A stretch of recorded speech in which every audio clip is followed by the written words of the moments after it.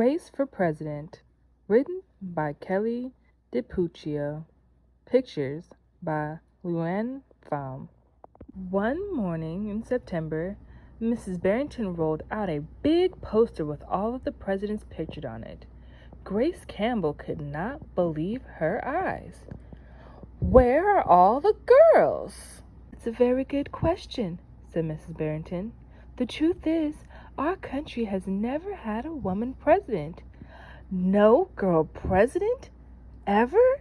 Grace asked. "No, I'm afraid not," said Mrs. Barrington. Grace sat at her desk and stewed. No girls? Who'd ever heard of such a thing? Finally, she raised her hand.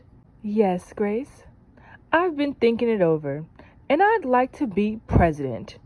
Several students in the class laughed. "Well, I think that's a star-spangled idea, Grace," said Mrs. Barrington. "In fact, we can have our own election right here at Woodrow Wilson Elementary." The snickering in the room stopped.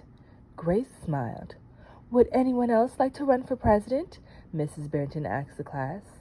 Nobody raised their hand. Becoming president was going to be easy, Grace thought.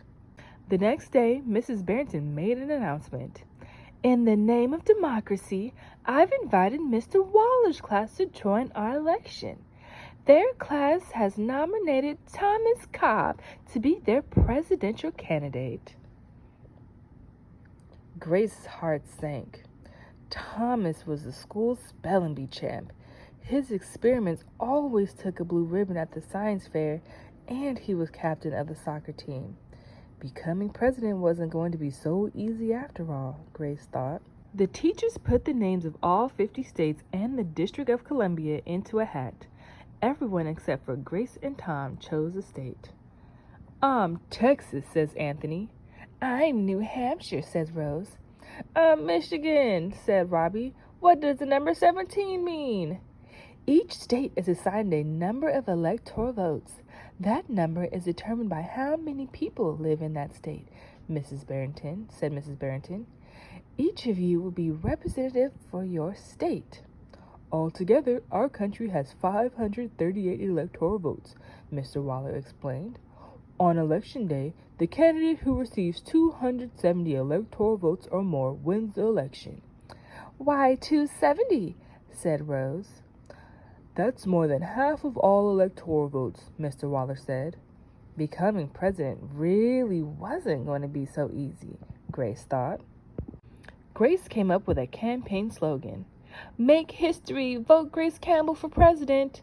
Thomas came up with his own campaign slogan. "Vote for Thomas Cobb, the best man for the job." Grace listened to what issues were important to the students, and she made a list of campaign promises. A peaceful school, no bullies. A cleaner school, no littering. Better hot lunches, no more fish stick tacos. Thomas made up his own list of promises. Free tutoring, free soccer lessons, fish sticks tacos every week. Grace made campaign posters and buttons. Thomas made posters and buttons too. Each week, the teachers set aside time for the candidates to meet their constituents. Polls were taken. Voters were making their choices. Grace continued to campaign. At recess, she gave speeches. During lunch, she handed out free cupcakes. After school, she held rallies. Meanwhile, Thomas wasn't worried. He had cleverly calculated that the boys held slightly more electoral votes than the girls. At recess, Thomas studied his spelling words. During lunch, he worked on his latest science experiment. And after school, he played soccer.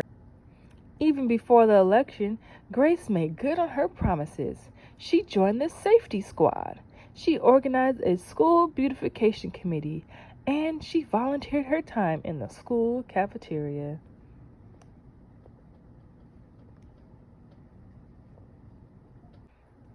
In early November, Woodrow Wilson Elementary hosted a special Election Day assembly. Grace and Thomas took their places on stage as the school band began to play. Henry was the first representative to approach the microphone.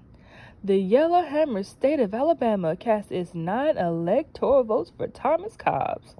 Fletcher said, the last frontier state of Alaska cast its 3 electoral votes for the best man for the job, Thomas Cobbs.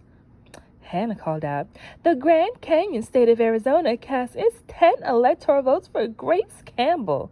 And so it went. State after state after state cast their electoral votes.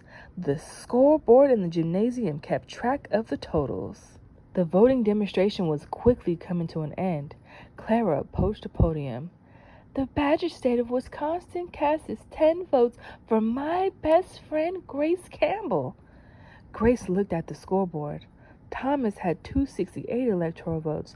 She had 267. There was only one state still unaccounted for. Wyoming. Thomas grinned. Grace felt sick. Sam walked up to the microphone. He looked at Thomas. He looked at Grace. He looked down at Grace's handmade flag. Sam didn't say a word. What you waiting for? Thomas whispered. The band stopped playing. All eyes were on Wyoming. Finally, Sam cleared his throat. The Equality State of Wyoming cast its 3 electoral votes for Grace Campbell. The gymnasium erupted in loud cheers and a few boos. Mrs. Barrington approached the podium. With 270 electoral votes, the winner is Grace Campbell. Thomas looked stunned. Grace hugged Sam. Why did you do it? She asked. Sam handed Grace his flag. Because, he said, I thought you were the best person for the job. The following week, the students in Mrs. Barrington's class were preparing for their career day presentations.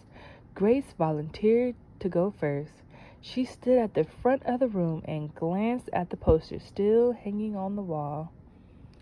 My name is Grace Campbell, and when I grow up, I'm going to be President of the United States. This time, everyone believed she would.